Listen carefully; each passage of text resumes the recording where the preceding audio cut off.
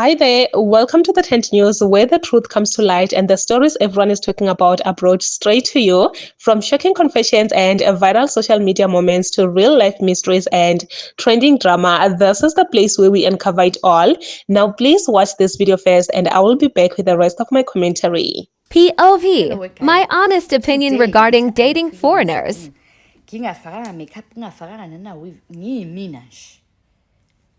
Well guys, I've been getting a lot of DMs abantu bengibuza nama I'm being asked out by this Ethiopian kanjani banjani well guys, mina nje angeke nginihlomekise, angilazi i-Ethiopian lakho leli elikushelayo, angiwazi ama-intentions alo. So angikwazi sisi uku-advise ngithi mina mthathe because bonke ba-right. Cha. Mina ngiyambonga uNkulunkulu ngamthola right ongiphethe kahle nezingane. But angeke nje ngi-advise abantu ngithi mina lolu hlanga lwabo ke lu right. Cha, sithando sami. Wena uma usubona ukuthi usufuna ukwelela emasosheni, wela ngokuthanda kwakho, hayi ngoba nakho mhlambe uzwe mina ngithi mina ba right. Ngoba sengabona kuzo zonke indawo nazo zonke inhlanga khona abantu aba-right, khona abantu ababhedayo. Futhi ungayivaleli eboxini uthi wena mina angifuna ukudate ama-South African kanje. Lalela, obhuti bethu la ba-right nabo kakhulu, futhi bakhona banothando futhi kakhulu. Bese kuba khona futhi nabanye ababhedayo njengayo yonke indawo, ngoba nama-Ethiopians khona abanye abangisendela kuma-DM amathi umuntu wangitholisa ingane, wasuka lapho wahamba waya kubo wayoshada. Athi umunye nami sengithandane naye senza ibhizinisi wahamba waya ngakubo. Abanye ngibafica la ku-TikTok omunye ebhala ukuthi umuntu wakho ungamvumeli ukuthi ahambe waye ngakubo ngoba umuke wamvumela waya ngakubo uzothathisa omunye umuntu. Izinto ezenzekalayo lezo, izinto ezikhona futhi. But so-ke angikwazi ukuthi ngibone ukuthi kubole kanjalo ngaphandle bese ngithi mina ngizothi mina hayi ngi-advocate-ela bona. Cha, mina ngiveza impilo yami. Mina ngivuka ngekuseni ngathi yabona manje sengifuna ukudate-ana nama-Ethiopians, ngiyobheka ama-Ethiopians. Cha, sahlangana nje sazwana, we had chemistry, but kwangekho kuma-plans ami ukuthi ngizothi mina hayi ke sengifuna ama-Ethiopians. Cha, sahlangana nje sazwana, igazi lazwana, yonke into esikhulumayo sazwana, sathandana. Ngangingabonanga kumuntu, ngangingachazwanga umuntu ngase ngathi nami sengiyafuna owami. Cha. So-ke mina i-Ethiopian engalikhulumela ilele lami, lele lakhe elikushelayo naleli lakhe enizama nalo angeke nje ngilikhulumele sithando sami because angizazi inhliziyo zabo, angizazi nenhliziyo zaye lo muntu lo, angikwazi ukukhulumela lo. So if you're asking me advice, ngiyanibona imosteni futhi ngiyaniziba.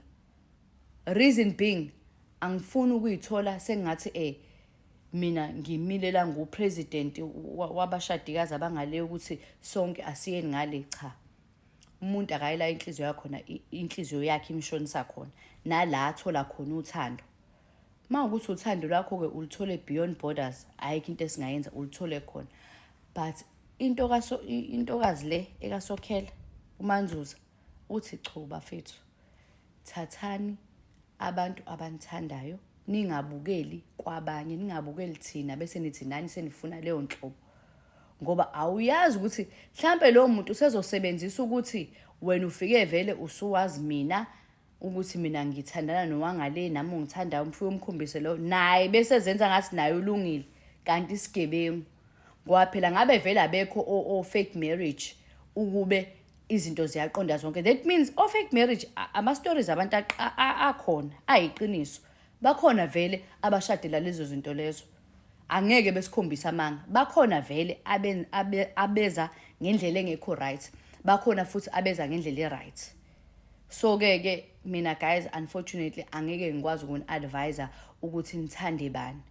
Umuntu akathandi la inhliziyo yakhe emshonisa khona, so that nangelinye ilanga meqhuzuka kube ukuthi uyiqhuzukele yena, hayi ngoba nakho uzwe ngubani. Niyayizwa leyo nto leyo? But ke ngiyanithanda, so that's why ngingeke ngikwazi ukudlala ngani ingane zakwethu. Yenzani nje lokhu enikuzwa nina ngaphakathi. I think as women, we have got a problem, or maybe we just don't understand something. This lady right here decided to share her own perspective when it comes to dating foreigners, because she's dating an Ethiopian man. She's actually married, by the way, happily married, and people were actually commenting on her videos asking her about marrying Ethiopians. And I love what she said on a response, Uguti. It really does not matter where the man comes from. Because one thing that I can tell you is that there are people that are married to South African men and they are happily married. But unfortunately, some of those people that are married to South African men have seen dust, okay? And there are also women who are married to Ethiopian men and they are happily married. The very same thing also applies. There are also others who have seen dust or who are actually seeing dust with those Ethiopian men. Just go where you are loved. Just go to the person that loves you. Don't look at someone on social media and say, because this one is happy, let me go for this tribe. Trust me, when it comes to Umjolo, there is no tribe. Like, it has nothing to do with tribe. It has nothing to do with where this man comes from. It has nothing to do with that. As long as the man loves you, as long as the man he's a kind person. I always advise women to go for a kind man, because a kind person can do all things, but there are certain things that he cannot do.